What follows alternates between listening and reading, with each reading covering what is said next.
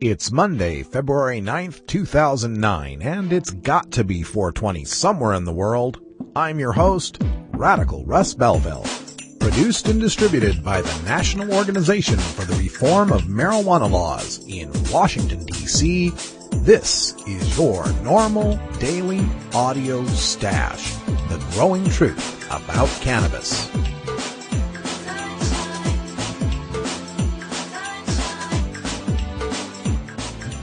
Welcome to the most popular podcast regarding marijuana in all of America and all the world, featuring interviews with scientists, politicians, doctors, prohibition policy activists, regular cannabis consumers, musicians, and NORML staff and NORML's board of directors, along with music and comedy no other podcast can offer.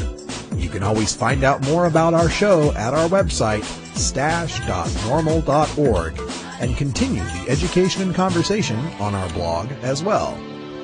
We're ending marijuana prohibition with education, one listener at a time.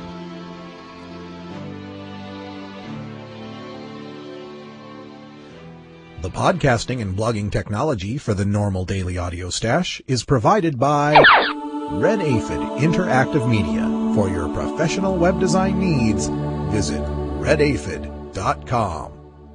Good day, Stashers. Welcome to the podcast. We've got some great audio for today's show. Joining us from my hometown here in Portland, Oregon, the executive director of Oregon NORML, Madeline Martinez, is here for our Pot and Politics segment, talking about the bills that are attacking workplace rights for medical marijuana patients in my great state of Oregon. Also, in our second interview segment, we're going to play another interview with Paul Armentano, this one from Air America Radio, the Richard Green show that just aired last week. In our musical break, brought to you by MarijuanaMusicAwards.com, we've got The Individuals, big friends of the Daily Audio Stash. And before we get to our hemp headlines, just a couple of things I wanted to mention. Tomorrow there is a hearing in Washington State. This hearing is regarding Senate Bill 5615 in Washington State at the State House there in Olympia, Senate Hearing Room 1 at 10 a.m. This is the bill that would decriminalize possession of marijuana in the state of Washington, making it a civil fine of no more than $100, very similar to Massachusetts Question 2 that passed with 65% of the vote in the 2008 election. If you want more information on this, check out www.aclu-wa.org. Also, California NORML coordinator Dale Geringer mentions a unhappy anniversary we're celebrating today on February 9th, 2009, the 100-year anniversary of the first American drug prohibition. That's right, February 9th, 1909, Congress passed the Opium Exclusion Act, which barred the importation of opium for smoking as of April 1st, 1909. And before that, you have to understand that Americans were free to buy just about any drug they wanted, opium, cocaine, and cannabis, at their pharmacies. And there was no drug-related crime, and drug use was not really a major public concern. Of course, the ban on opium came about because of racism. It had to do with the white women getting high in the Chinese opium dens. You know, a lot of this drug war, as we look through its 100-year history, is rooted in racism. The cocaine being banned because the Negroes would get superhuman strength, or, of course, the reefers, the marijuana, the Mexican slang term, used to denigrate the people who were coming to get our jobs. It's all a tool of control and oppression. It has very little to do with the drugs themselves. And nothing illustrates that more than this continuing saga over Michael Phelps and his bong photo. Of course, we're spearheading the attack, the Boycott Kellogg's campaign. Check us out at boycottkellogg's.net or boycottkellogg's.org. Included in part of the boycott here is a list of all of the Kellogg's products, some 70-odd products that they make, many of them favorites to the cannabis community, as well as my request for you to send in your pictures of your disappointment with Kellogg's or Michael Phelps. Some people have sent in pictures of cornflakes boxes in the toilet or the trash. One guy sent in a photo of him burning Tony the Tiger in effigy. So it's kind of fun. You registered stashers out there can upload your photos. Those of you who aren't registered, just send them to me by email at stash@normal.org. We've got more of that Michael Phelps news coming up in our hemp headlines. All right, folks, pack a fresh bowl and get some cold water in the bubbler. It's time for your normal daily audio stash. Hello, I'm Paul Stanford from the Hemp and Cannabis Foundation, or THCF. Medical marijuana is legal in 13 states today, and THCF has clinics in 8 of those states. Our doctors help qualified patients obtain an authorization for medical marijuana in their state. Patients are eligible for medical marijuana with a history of either severe chronic pain and or nausea, cancer, AIDS or HIV, hepatitis, glaucoma, seizure disorders like epilepsy, chronic muscle spasms such as multiple sclerosis or asthma, neurodegenerative diseases such as Alzheimer's, and gastrointestinal disorders like IBS or Crohn's disease. If you or someone you know has one of these conditions, our doctors will help you obtain a permit for medical marijuana. THCF Medical Clinics has offices in Washington State, Oregon, California, Colorado, Hawaii, Nevada, Montana, and now Michigan. Call 1-800-723-0188 or go to the web at hemp.org or 1-800-723-0188.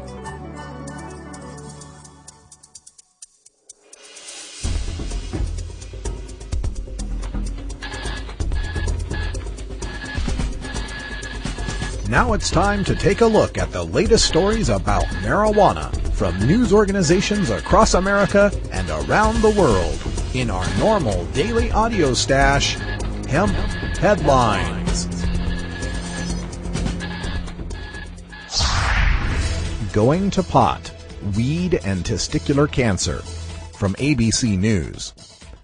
Internet photos of swimming phenomenon Michael Phelps, age 23, possibly indulging in an Olympian lungful of marijuana smoke scandalized many and may have caused him to lose face and the faith of some of his fans, not to mention a lucrative sponsorship from Kellogg. But according to new research, if Phelps makes a habit of smoking up, he could stand to lose much more than a fan base. For the first time, researchers have linked frequent marijuana use to an increased risk of testicular cancer, according to an article published today in the journal Cancer. Janet Daling, the senior author of the article and an epidemiologist and member of the Public Health Sciences Division at Fred Hutchinson Cancer Research Center in Seattle, said, quote, "There's been very little research done on marijuana use and its association with cancer risk. This is the first time this association has been shown."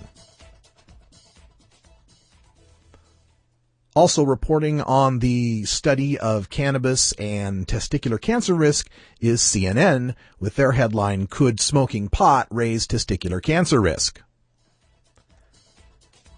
Testicular cancer is relatively rare. A man's lifetime chance of developing the disease is about 1 in 300, and dying of it is about 1 in 5,000.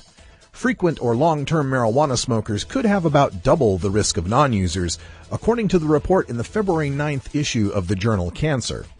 In the study, a team led by Dr. Janet R. Daling of the Fred Hutchinson Cancer Research Center in Seattle, Washington, interviewed 369 men between the ages of 18 and 44 from the Seattle-Puget Sound area whose testicular cancer had been diagnosed. They compared those men with 979 men who lived in the same area but did not have cancer. Overall, 26% of the testicular cancer patients were pot smokers, 15% who used daily or weekly at the time of diagnosis, compared with 20% of men without cancer, 10% who used daily or weekly. Marijuana users had 2.3 times the risk of a type of testicular cancer known as non-seminoma as those who were not. Testicular cancer is divided into 2 types, pure seminomas, 60% of cases, and non-seminomas, 40% of cases. The link was much weaker in men with seminomas. Okay, first problem that I've got with these reports isn't that there might be a risk between marijuana and testicular cancer. As cannabis activists, we always have to strive for accepting the realities of science. We want the science to come out, and if there is such a risk, we need to know about it. My problem has to do with the way that it's reported in the mainstream media. I mean, I don't mean to be paranoid or anything, but when a study comes out like this, we see so much of the media reporting on it in phrasing it in a way that makes it sound worse than it is.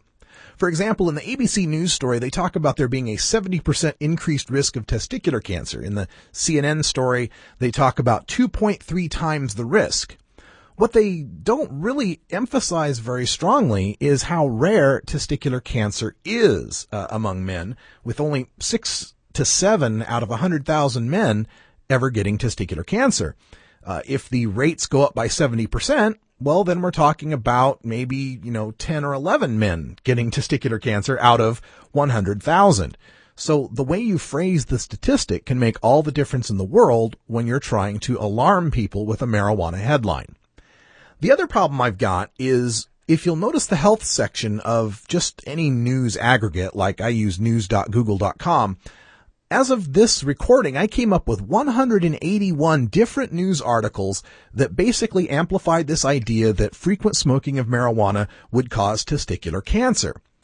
Meanwhile, there's another study that's come out just this same week in the American Journal of Transplantation that says, quote, patients who tested positive for marijuana prior to liver transplant have survival similar to patients who did not, end quote.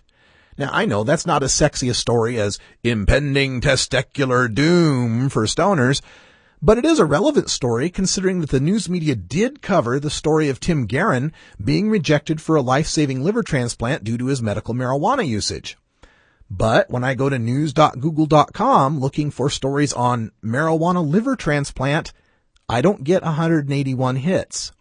I even tried just transplant, looking for any mention, even obliquely, that would cover this story, this research that's in another reputable journal. Not even 18 hits, not even one hit comes up on my news search. So once again, we see a bad news conjecture about marijuana generating 181 stories, but a good news fact about marijuana gets 0 stories. Am I paranoid?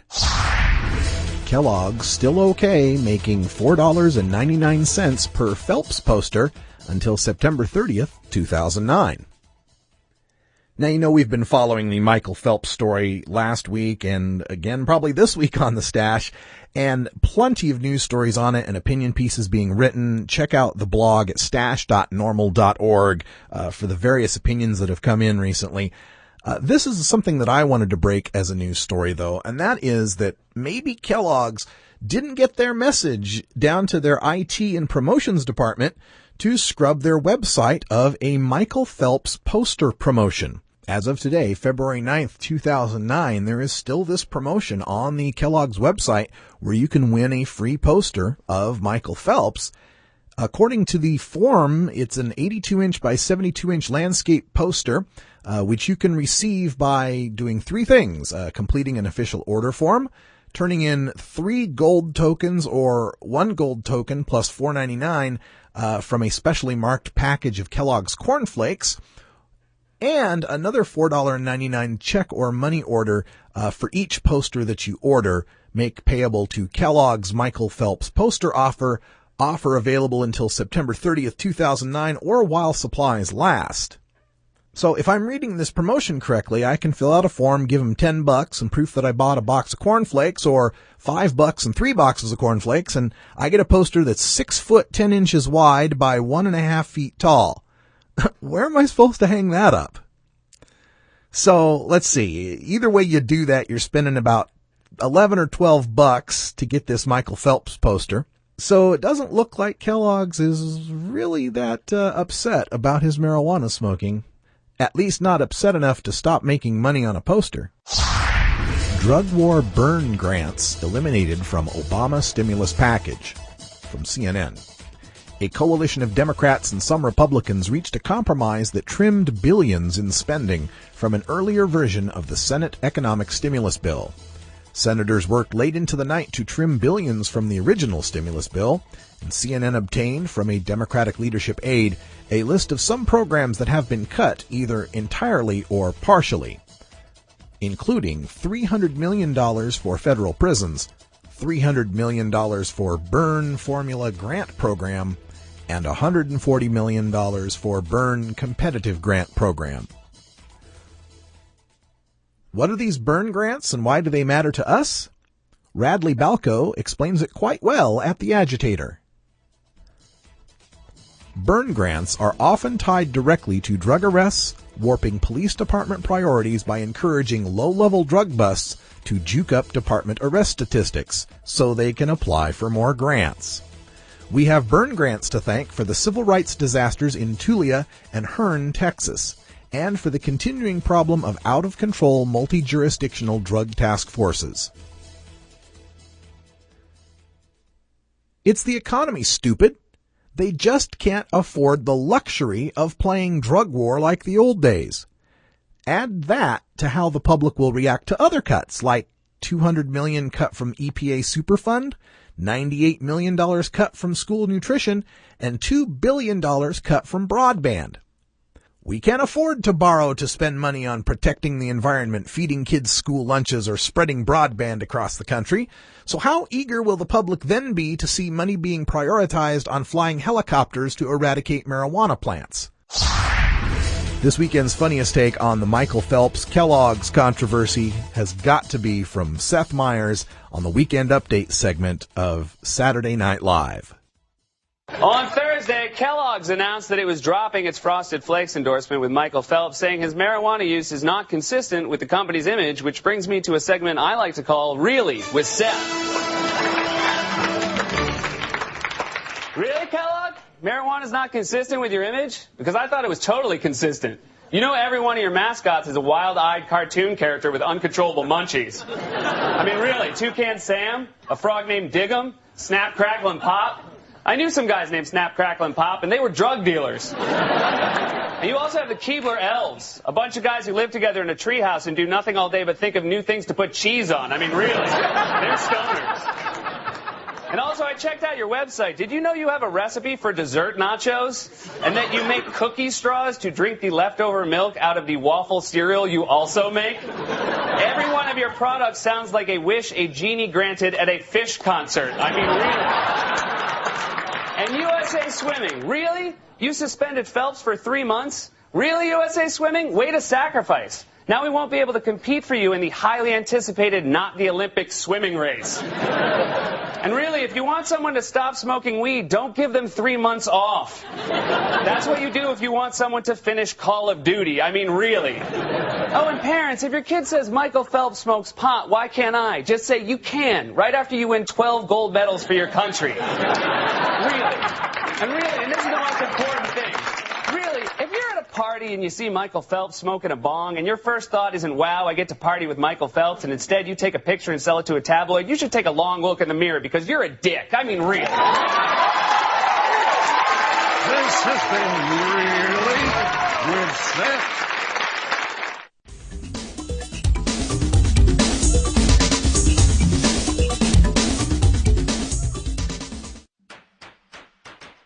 Are you or is someone you know a marijuana smoker? Have you or is someone in your family been arrested for a marijuana violation? You need to know the truth about pot. NORML, the National Organization for the Reform of Marijuana Laws, is the most comprehensive source of information regarding marijuana and its effects on health, as well as legal issues. NORML even offers a database of lawyers specializing in cannabis in your area. NORML, the nation's largest and most successful marijuana law reform organization, has spent decades gathering the knowledge and science on everything related to cannabis. NORML is the best resource to find out the truth about marijuana, connect with a lawyer in your area, or help find an end to prohibition. Information is available at NORML.org, that's NORML.org, or toll free at 888-67-NORML.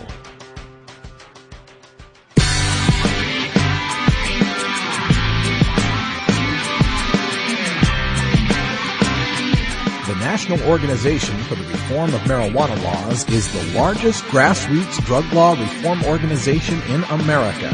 So every Monday we visit with the activists in drug law reform who are fighting for our freedom.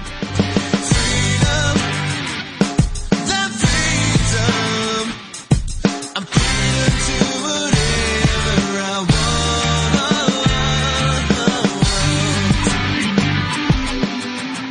Get motivated to get it regulated. Join us in some political activism today. You can start by visiting NORML.org.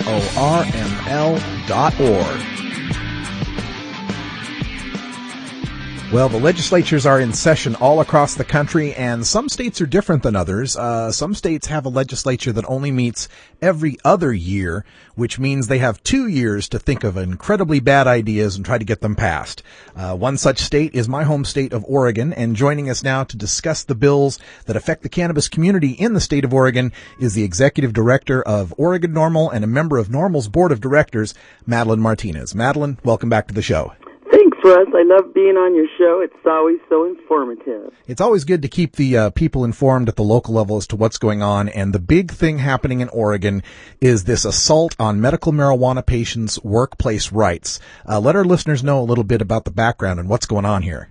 Well, you know, every legislative session since the beginning of the Oregon Medical Marijuana Program, we've been up against the business end of the legislators that support big business, namely Associated Oregon Industries, and they want to treat us like criminals and don't look at us as patients. That's the bottom line.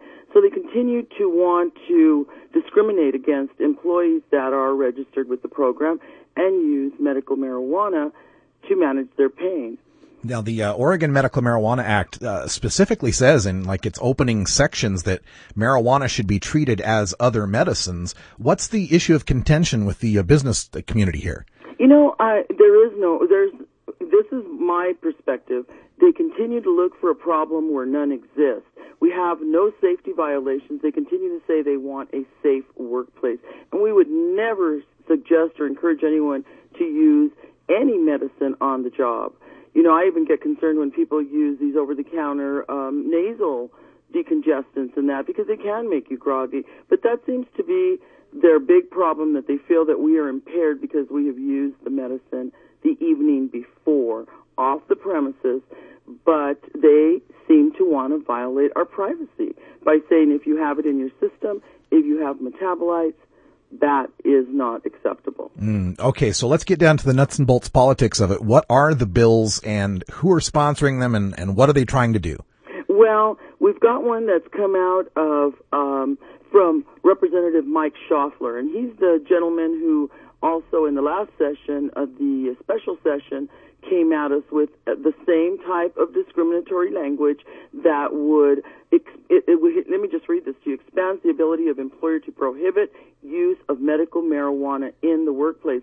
One would think that that meant that you would be walking around smoking at your workplace. Well, no, that's not what it means. What it means is if you have it in your system, you cannot work there. And it's a real shame when we find out that other people, and I don't begrudge anyone work, but they're on morphine. I don't consider that a safe workplace or drug-free. And when we're talking about having it in your system, this isn't about having actual THC, the impairing chemicals in your system. This is metabolites. Metabolites, exactly. And it's ridiculous because what we need here is a real impairment test, one that tells you if someone is on Vicodin, perhaps, or if someone's just tired, because that seems to be the largest cause of accidents, is people doing things when they're extremely exhausted, tired, not enough sleep. So what is this bill that's proposing to make the patients unable to work? This is HB House Bill 2497, and this is from Mike Schaffler. And Mr. Schaffler, Representative Schaffler, is out in the Clackamas County area. Okay, and we need people to get in touch with him. All of these contacts are available on our website at ornorml.org. If you scroll down our menu, I believe Mr. Schaffler is right up there on top, so you can contact him that way. And once you click that, you can find out what his phone number is and give him a call. Okay, so what is Oregon NORML doing in response to this need for, or this call, I should say? There doesn't seem to be a need, but this call for safer workplaces. Is there any counter legislation? Well, right now we have some counter legislation that's come from our champion, Representative Peter Buckley, and that's House Bill 2503. And this is almost like what it does is it prohibits discrimination in employment under certain circumstances. If they're saying that the reason that you cannot be employed is because you're a medical marijuana card holder, that is not it's just not acceptable. You know, as long as you're not using marijuana on work property. And also, you can discipline employees. All of that is acceptable, but no one, as we said, should be medicating at their job. That just doesn't make any sense at all. Now, these bills are coming out of the House side in Oregon. Is there anything in the Senate side to match it? Well, yes, the Republicans have come up with one that just mirrors Representative Schaffler's 2497, and that's Senate Bill 426. And that's Senator Girard, okay, as well as another, which is very similar, but this one's even more odious. It's almost like Senate Bill 426, plus defines presence of metabolites that we were just discussing as proof of impairment, which is absolutely ridiculous.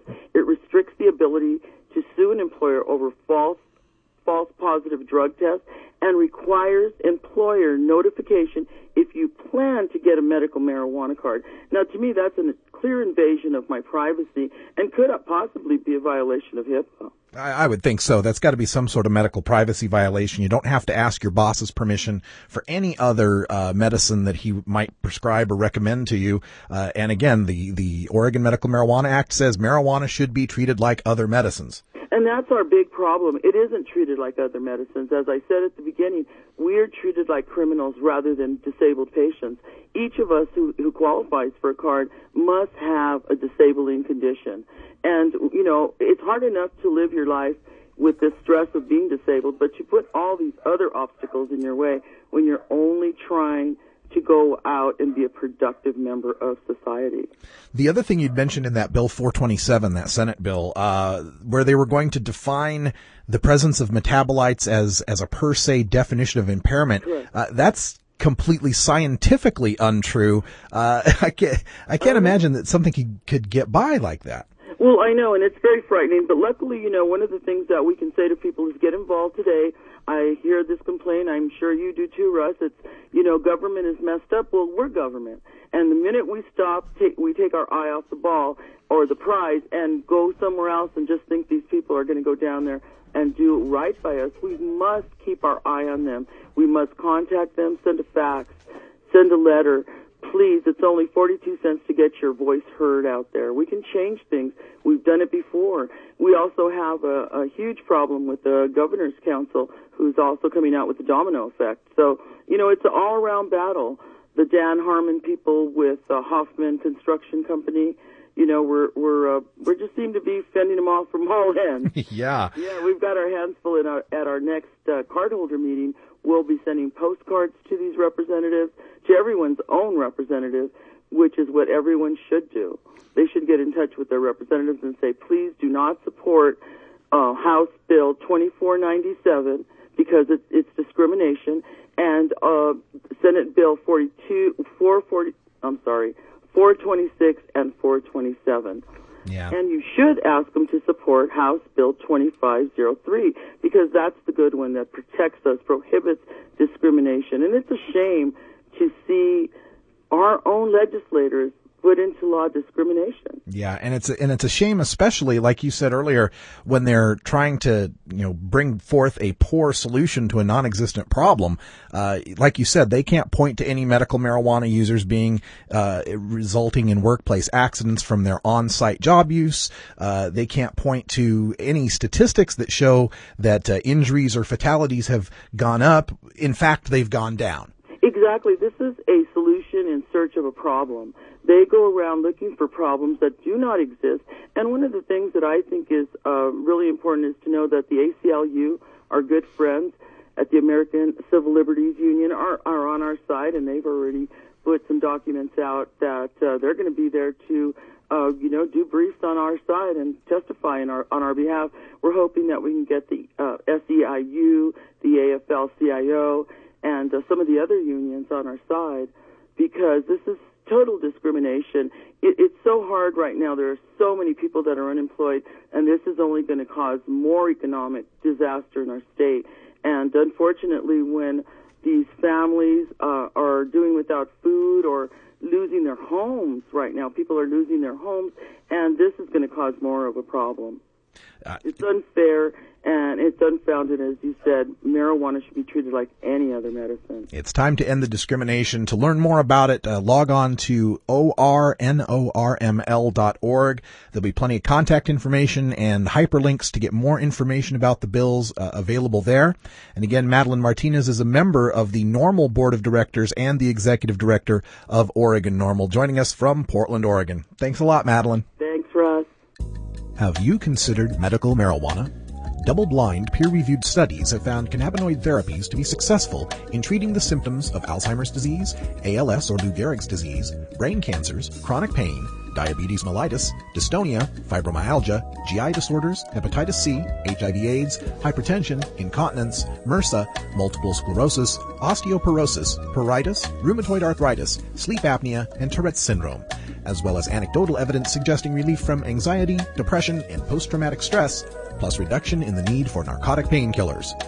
Side effects of medical marijuana can include euphoria, relaxation, anxiety, panic reactions, paranoia, tachycardia, dry eyes, dry mouth, concentration and reaction time impairment, appetite increase, and in 37 states, arrest and incarceration.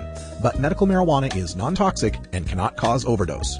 Medical marijuana. It's not for everyone, but ask your doctor if medical marijuana may be right for you.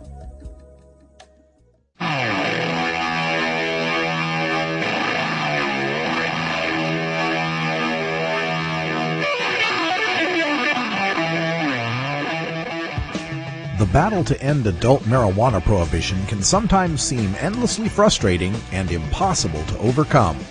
One way we bond as a community and draw strength to continue is by rejuvenating our spirit through art and music. The Marijuana Music Awards exist to recognize those sonic artists in all genres of music who feature a ganja-friendly message to motivate and inspire all the cannabis community. Our daily Toker Tunes, brought to you by MarijuanaMusicAwards.com, feature the finest in blues, rock, jazz, hip-hop, rap, reggae, country, bluegrass, and dance music to enhance that 420 feeling and refresh all you stashers for another day on the front lines of the drug war. Enjoy this cut from MarijuanaMusicAwards.com and visit our blog at stash.normal.org to learn how you can vote for your favorites and enter your Toker Tunes in the 2009 Marijuana Music Awards.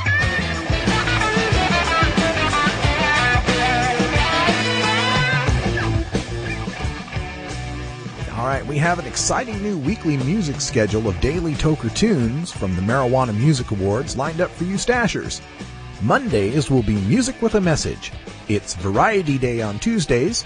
We'll hear great reggae music on Wednesdays. Thursdays are for rockin'. And of course, it's a rap on Fridays. So, starting today, Monday's Music with a Message features songs from all genres with a strong marijuana message spoken in every style. Let a Thug Smoke is the strong message from the dynamic group The Individuals, fantastic gangsta rappers straight from Chicago. The Individuals are Ando the Don, Big Lou, Raw Business, and TCO. The name of the group reflects the individuality the artists represent with their unique styles and original flows. Originality is the key to the great music the Individuals produce with their BU attitude. All-time record holders of Marijuana Music Awards wins, the Individuals from 2005 to 2008 have collected 11 Global and American Marijuana Music Awards trophies. The group have been a rolling stone in gaining success and popularity, with today's song, Let a Thug Smoke, being used in the Weeds TV series. The Individuals' relationship with the popular TV show grew, and they recorded the TV show's theme song, Little Boxes, for the third season of Weeds. The Individuals continue to impress by recently making the High Times Pot 40, and they're currently nominees in the 2009 High Times Doobie Awards. Audiences are in for a real treat when the Individuals take center stage with their top-notch performance.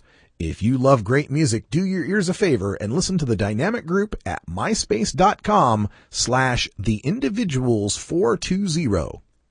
Available at CD Baby are the albums Something to Smoke To and the follow-up Something to Smoke To 2. Don't forget to visit our blog at stash.normal.org for more links and to vote for your 2009 Marijuana Music Awards favorites. Here's Monday's Music with a Message, Let a Thug Smoke, by the Individuals. Business and let a thug smoke. I don't wanna have to bust your motherfucking head. I don't wanna have to stand on the corner in the bushes and beam with the infrared. I don't wanna have to duck the feds. I don't wanna have to duck when I'm getting bread. I don't wanna have to fill your whole ass up with shit. I don't wanna have to see no popos. Motherfuckers always knocking at my door when I gotta have the fofo antidote. Now I gotta go ahead and go smoke, cause my mind is going in the zone. Niggas see me coming and ready through their home with the dirty cone. The motherfucker gotta let me smoke, cause if I don't, gonna think my high just might blow. Let a thug smoke. Let a thug smoke. Let a thug smoke. Let a thug smoke. Let a thug smoke. Let a thug smoke. Let a thug smoke. Let a thug smoke. This thug nigga draped in that black and gold, trying to blow something. Blow something. Pop a cap off a gala, choke something. Choke something. Roll a bud up and smoke something. My nigga, he got all kinds of weed, therefore I'm blowing all kinds of trees. Hollin' at all dimes indeed, survivors like Beyonce. Tell him my idol was Tupac like fiancés.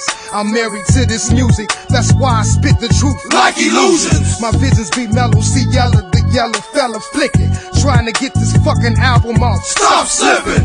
Sleeping on us, individuals. Meanwhile, we smoking and getting residual. Let a thug smoke. Let a thug smoke. Let a thug smoke. Let a thug smoke. Let a thug smoke. Let a thug smoke. Let a thug smoke. Let a thug smoke.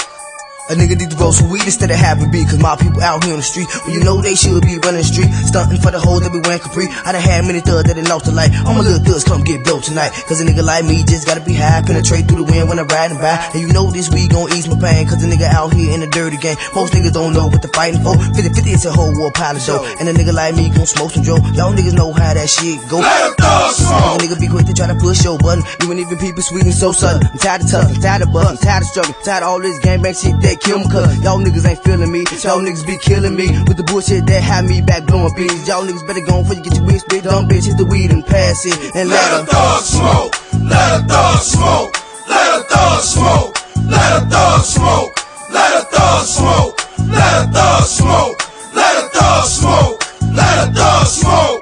Pants dragging, I'm sagging, I ain't giving no fuck. Yeah, I'm a thug. God admit it, running off with the mouth, not only talking but live it. I'ma get this shit in order, salt they can spill it. And while they sprinkling, I'ma creep from the blind side. You think shit sweet? That's what you get for thinking. Hopelessly sinking, smoking and drinking, choking this sentence, potency chemist. I'm cold with it, got you blown. Listening close, like what did that nigga say? Got a style similar to Trigger Play. I get the bus, and you fucked up off any discussion I'm speaking. You get the tweaking and twitching, switching positions. This nigga is something else, like other dimensions. I'm off in the space, got you lost and you caught in my trap. The effect from a blood to the face. Let a thug smoke. Let a thug smoke. Let a thug smoke. Let a thug smoke.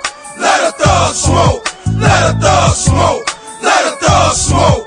Let a thug smoke. I'm on the block, just trying to have paper for bail. Slang these rocks and pills, trying to stack mail. Fuck the bullshit, I got the full clip of dum-dums. Any nigga run up, set, trip, they get some.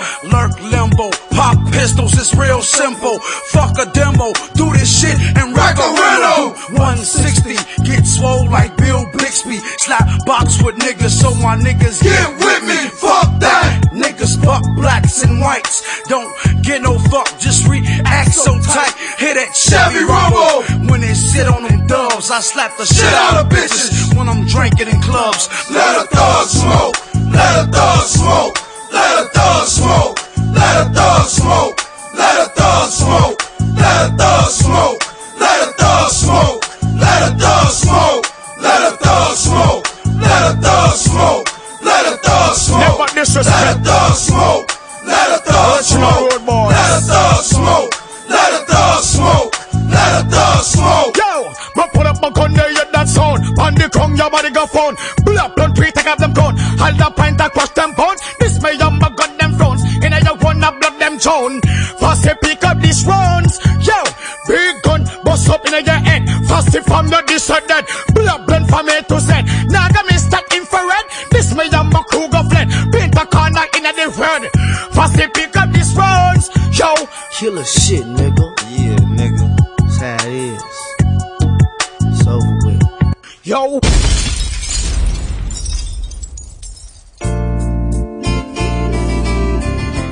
it's to individuals. Yeah. And we just want y'all to know that weed helps, you know what I'm saying? So I just want y'all to stop messing with the people who need it to live. It's helping people out there with cancer, AIDS, you know what I'm saying? So y'all gotta let it be, man. Legalize this. Legalize it.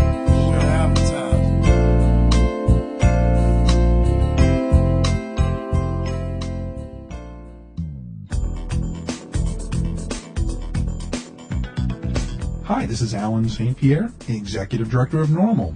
We are the oldest, largest, and best-known marijuana law reform organization in America, and it's all because of your support. Take some time to join NORML at www.norml.org. Your membership supports this podcast, our websites, our policy research and analysis, and our annual conferences. Changing marijuana laws is a grassroots effort, and it starts with you, the stakeholder. Join NORML today and add your voice to the millions of cannabis consumers who demand equality with our beer-drinking friends. We tune in now to an interview with Richard Green from the Clout Show on Air America Radio, featuring our own Paul Armentano. Paul Armentano is the Deputy Director of NORML and the NORML Foundation, national organization for the reform of marijuana laws. And damn it, it is time. It is time to reform these laws and to get away from the reefer madness that has not only hurt us from on a social level and a spiritual level because of the hypocrisy that it sows in our society, but doesn't allow people to heal themselves with the medicinal uses of this herb, and certainly doesn't allow us to use it industrially as we should, which is for food, phenomenal food, for clothing, for paper, for biomass. Paul, thank you so much for joining us tonight here on Air America. It's great to be here, and I couldn't have said any of that any better. Well, listen, and I want to say something. I'm focused on Michael Phelps and the whole marijuana thing, not because I'm a pothead. I'll be really clear. I inhaled, yes, that was the point of it. I smoked a fair amount. I was a weekend pot smoker. I wasn't one of those guys that, some of my roommates were. They woke up at 9 o'clock and they took a toke. I didn't do that. I smoked, Friday night, Saturday night, maybe, on Sunday, but that was it. And I don't smoke now. I smoke maybe once a year, maybe twice in a big year. So it's not a big thing. I think there are reasons not to. I don't drink a lot either. So it's not about that. It's about, God damn it. It's about freedom and hypocrisy. So, Paul, you wrote an article on Alternet. Tell us about that. What's your point here? Well, this whole brouhaha about Michael Phelps, actually, this is a really big story, but it's not a big story for the reasons people might think. This is a big story because Michael Phelps represents the inconvenient truth. You can be successful, you can be productive, you can excel at your given field, and you can use marijuana. The entire premise of marijuana prohibition is based on this notion that there is only a certain untoward and unproductive segment of society that uses marijuana. And the idea that the most decorated athlete in history, in fact, is a marijuana consumer threatens the entire premise of prohibition. I mean, if Michael Phelps succeeds and smokes marijuana, what's to say that, in fact, your boss might not be smoking marijuana? What's to say your neighbor doesn't smoke marijuana or your city council member smokes marijuana? Literally, Michael Phelps represents the reality that America is made up of tens of millions of highly productive and successful people that choose to use marijuana in the same manner most Americans choose to drink alcohol. And the laws need to reflect that reality, not maintain this false stereotype that, in fact, marijuana smokers are lazy, they're unproductive, and that they don't contribute to society, when in fact We live in a society where the President of the United States has used marijuana, where the greatest athlete of all time has used marijuana, and most likely your neighbor, your family member, your kids, and your parents have used marijuana. Now, the clip that we played last night, actually, he not only admits, our president, Barack Obama, admits, that was the point of, to inhale, but that he did it frequently. He volunteered the word frequently. What is the difference? And I think all of these points are really right on, Paul. We're talking to Paul Armentano, who is the Deputy Director of NORML, the National Organization for the Reform of Marijuana Laws. NORML.org, right? NORML.org, if people want to go and check out what's going on. It is my point of view that pot smoking is actually safer from a societal standpoint than alcohol.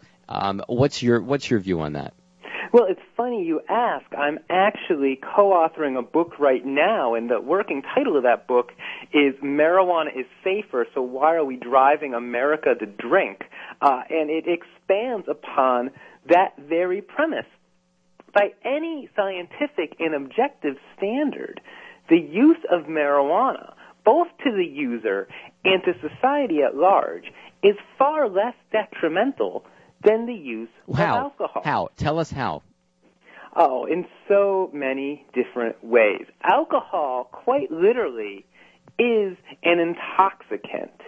Intoxication, the word intoxicant, comes from the Latin toxicum, which means a poison. When a person is drinking alcohol, they're actually putting a poison into their body, and it has toxic effects upon the body. Well, certainly the liver, right. When a person uses marijuana, the unique active constituents of marijuana, known as cannabinoids,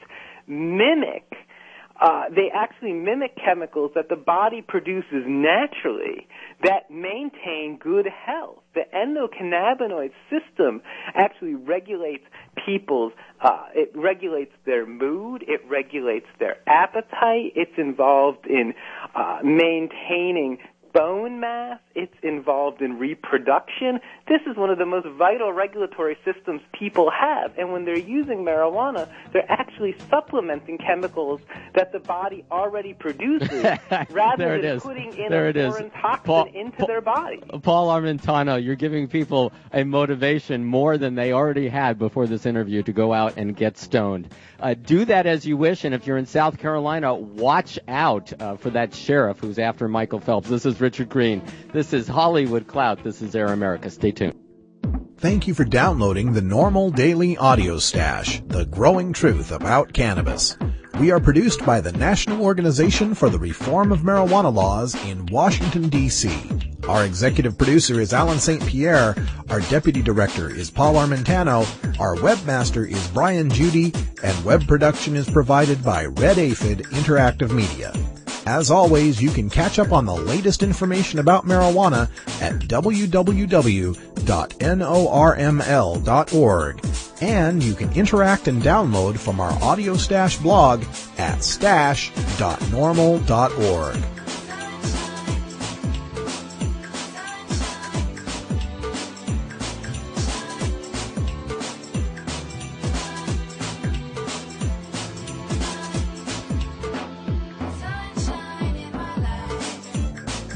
For everyone here at NORML, I'm your host, Radical Russ Belville, hoping all your harvests are bountiful and your encounters with law enforcement are non-existent.